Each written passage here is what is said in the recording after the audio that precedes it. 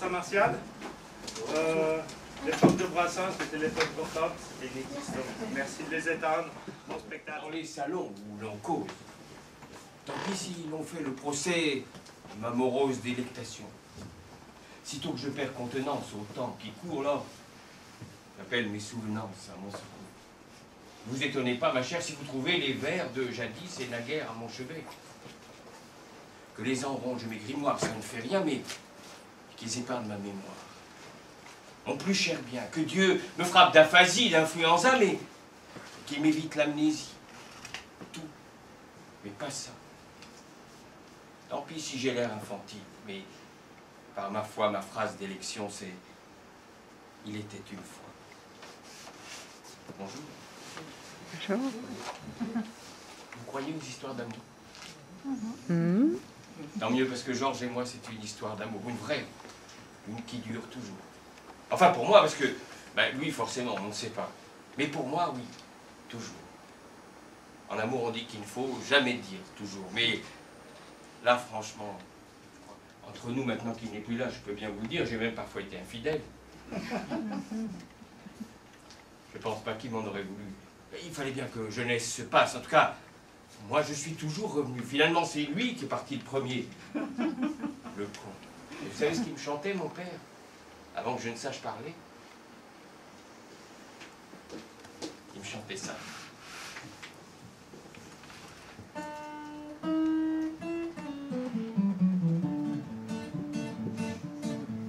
Margoton, la jeune bergère, trouvant dans l'herbe un petit chat qui venait de perdre sa mère, l'adopta.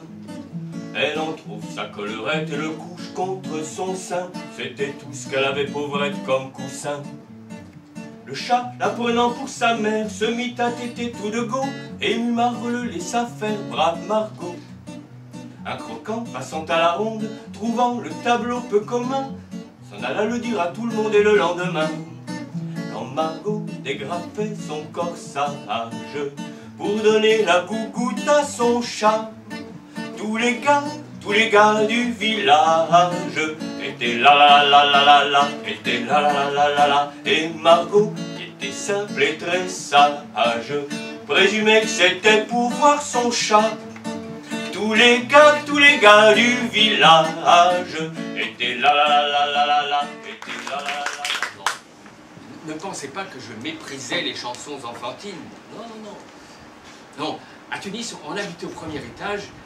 J'avais une voisine de balcon, une grande, elle s'appelait Laurette. C'est elle qui m'a appris tout le répertoire. Enfin, Meunier Tudor, j'ai descendu dans mon jardin, 3 jeunes tambours, en passant par la Lorraine. Je n'avais pas 5 ans, mais j'aimais chanter. J'aimais chanter, mais j'aimais aussi les histoires. Et les chansons de Laurette ne me racontaient pas vraiment d'histoire, moi. Tandis que celle de Georges, oui. Et ses histoires à lui étaient quand même un peu plus excitantes.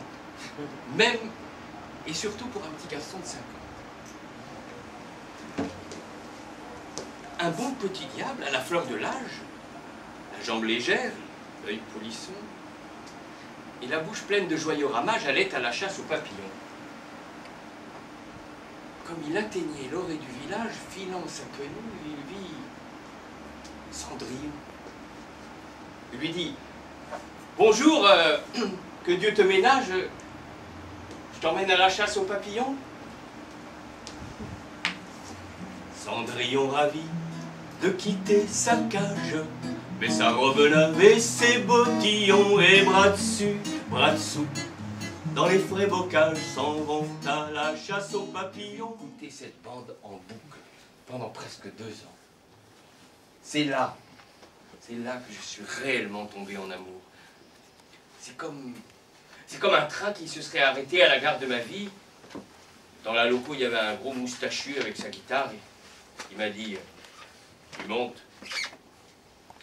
Et je suis monté amuser la galerie. Je crache des gauloiseries, des pleines bouches de mots crus, tout à fait incongru, mais en me retrouvant seul sous mon toit, dans ma psyché, je me montre au doigt, me crie, va te faire homme incorrect, voire par les Grecs. Je suis le pornographe du phonographe, le polisson de la chanson au milieu de la déferlante yéyé. Come on, let's twist again. Last will be last summer. Come on, let's twist again. Last will be last year. Un jour, mon père me dit, fiston, je te vois sortir le soir. À ton âge, il y a des choses qu'un garçon doit savoir.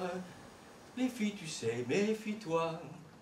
C'est parce que tu crois. Alors là, mon genre, je l'ai peut-être un peu négligé. Il fallait bien que je m'installe dans mon époque. Quand on avait 10 ans en 62, 11 ans en 63, etc. Non, honnêtement, on ne pouvait pas se contenter que de Georges Brassens pour sa culture musicale. Mais ce que je commençais à comprendre, c'était que le temps sur ces chansons, c'était comme l'eau sur les plumes d'un canard. Il y avait les tubes qui passaient, qui s'usaient, et puis il y avait les chansons de Georges qui commençaient à prendre un parfum d'éternité.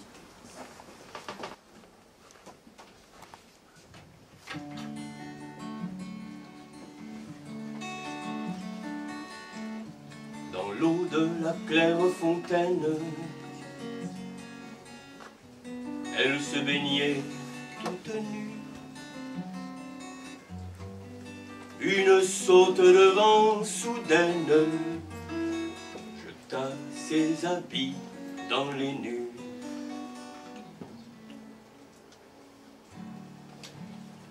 En détresse, elle me fit signe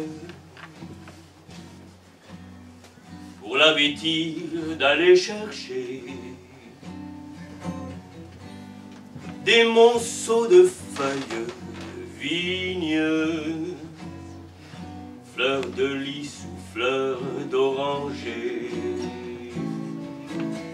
avec des pétales de rose, un bout de corsage lui fit. La belle n'était pas bien grosse, une seule rose a suffi. Ma chambre, c'était comme une pâtisserie. Les gâteaux, c'était les chansons de Georges. Je pouvais les déguster à loisir. Tiens, ce soir, je prendrais bien une supplique, une complainte des filles de joie, une marinette, et je prendrais bien une fessée aujourd'hui. Une fessée. La veuve et l'orphelin, quoi de plus émouvant?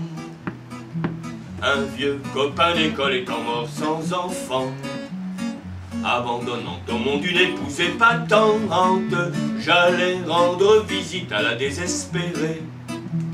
Et puis, ne sachant plus où finir ma soirée, je lui tins compagnie dans la chapelle ardente, pour endiguer ses pleurs, pour apaiser ses maux. Je me mis à blaguer, à sortir des bons mots.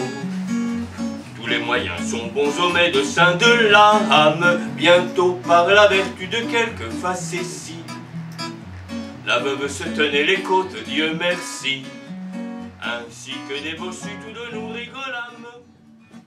Au rendez-vous des bons copains, y avait pas souvent de lapin. Quand l'un d'entre eux manquait d'abord, c'est qu'il était mort.